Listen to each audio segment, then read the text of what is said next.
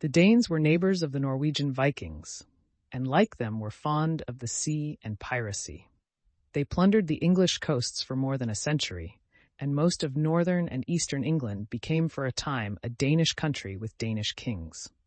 What saved the rest of the country to the Saxons was the courage of the great Saxon king, Alfred. Alfred was the son of Ethelwulf, king of the West Saxons. He had a loving mother who brought him up with great care. Up to the age of 12, it is said, he was not able to read well, in spite of the efforts of his mother and others to teach him.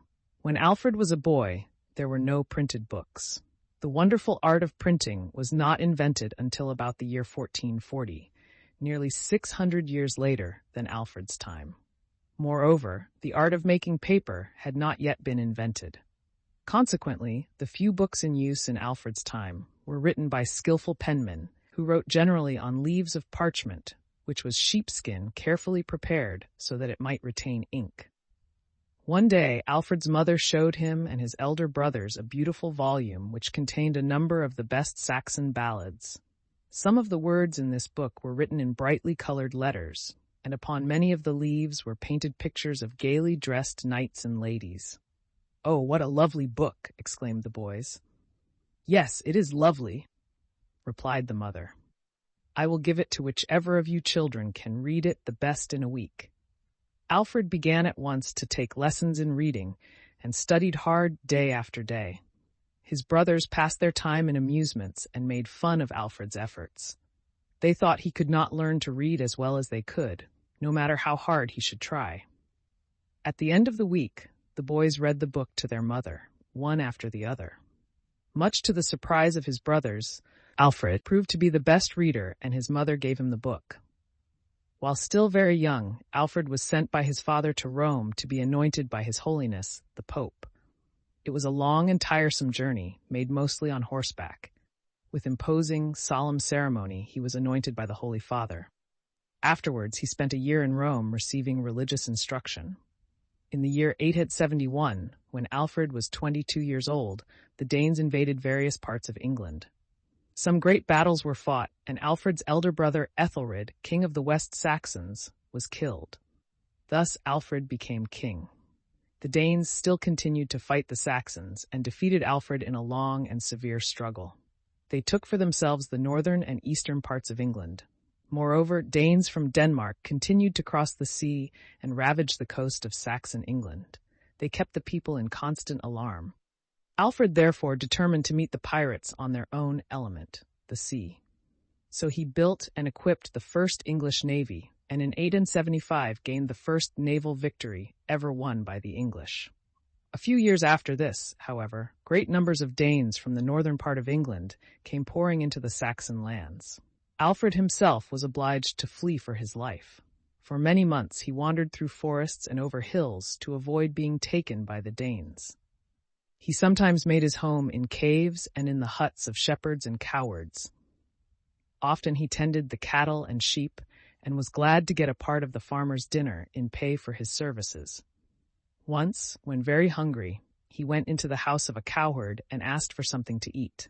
The cowherd's wife was baking cakes, and she said she would give him some when they were done. "Watch the cakes, and do not let them burn, while I go across the field to look after the cows," said the woman as she hurried away. Alfred took his seat on the chimney corner to do as he was told. But soon his thoughts turned to his troubles, and he forgot about the cakes. When the woman came back, she cried out with vexation, for the cakes were burned and spoiled. "You lazy, good-for-nothing man," she said. "I warrant you can eat cakes fast enough, but you are too lazy to help me bake them." With that she drove the poor, hungry Alfred out of her house. In his ragged dress he certainly did not look like a king, and she had no idea that he was anything but a poor beggar. Some of Alfred's friends discovered where he was hiding and joined him. In a little time, a body of soldiers came to him, and a strong fort was built by them. From this fort, Alfred and his men went out now and then and gave battle to small parties of the Danes. Alfred was successful, and his army grew larger and larger. One day he disguised himself as a wandering minstrel and went into the camp of the Danes. He strolled here and there, playing on a harp and singing Saxon ballads. At last, Guthrum, the commander of the Danes, ordered the minstrel to be brought to his tent. Alfred went. "Sing to me some of your charming songs," said Guthrum. "I never heard more beautiful music." So the kingly harper played and sang for the Dane, and went away with handsome presents. But better than that, he had gained information that was of the greatest value. In a week, he attacked the Danish forces and defeated them with great slaughter in a battle which lasted all day and far into the night. Guthrum was taken prisoner and brought before Alfred. Taking his harp in his hands, Alfred played and sang one of the ballads with which he had entertained Guthrum in the camp. The Danes started in amazement and exclaimed, "You, then, King Alfred, were the wandering minstrel?" "Yes," replied Alfred. "I was the musician whom you received so kindly. Your life is now in my hands, but I will give you your liberty if you will become a Christian and never again make war on my people." "King Alfred," said Guthrum, "I will become a Christian, and so will all my men if you will grant liberty to them as to me, and henceforth we will be your friends." Alfred then released the Danes, and they were baptized as Christians. An old road running across England from London to Chester was then agreed upon as the boundary between the Danish and Saxon kingdoms, and the Danes settled in East Anglia, as the eastern part of England was called. Years of peace and prosperity followed for Alfred's kingdom. During these years, the king rebuilt the towns that had been destroyed by the Danes, erected new forts, and greatly strengthened his army and navy.